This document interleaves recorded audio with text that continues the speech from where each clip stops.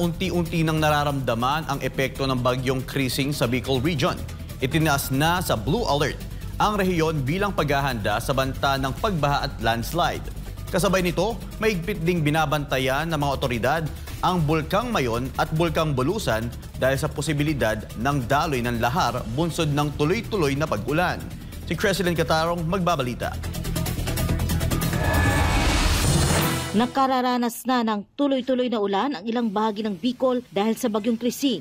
Ayon kay Office of Civil Defense, Region 5 Regional Director Claudio Yucot, nagsimula ng makaranas ng mga pag-ulan ang mga probinsya ng Camarines Sur, Camarines Norte at Catanduanes. Dahil dito, agad na nagsagawa ng Pre-Disaster Risk Assessment ang OCD at itinaas ang Blue Alert sa buong rehiyon.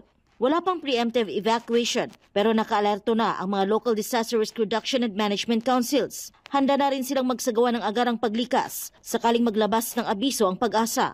Sa harap ng banta ng bagyong Krising, tiniyak ng OCD Region 5 na maayos ang koordinasyon sa pagitan ng national at local government units upang masiguro ang mabilis na pagresponde sa anumang insidente. Sa pamamagitan ng Virtual Emergency Operations Center o EOC, napapadali ang palitan ng impormasyon at desisyon.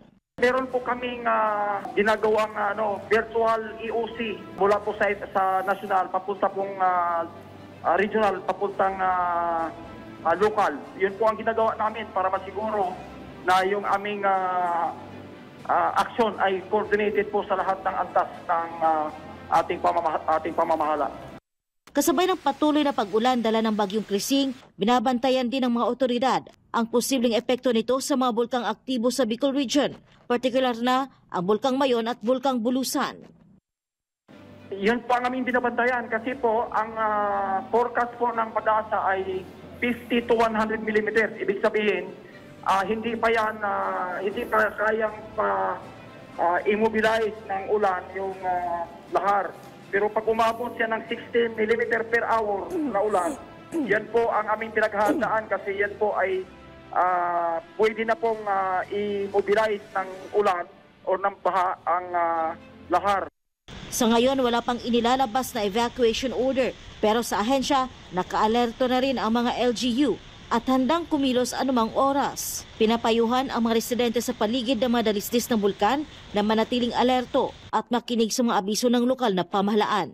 Para sa Diyos at sa Pilipinas kong mahal. Ito si Creslyn Catarong, SMNI News.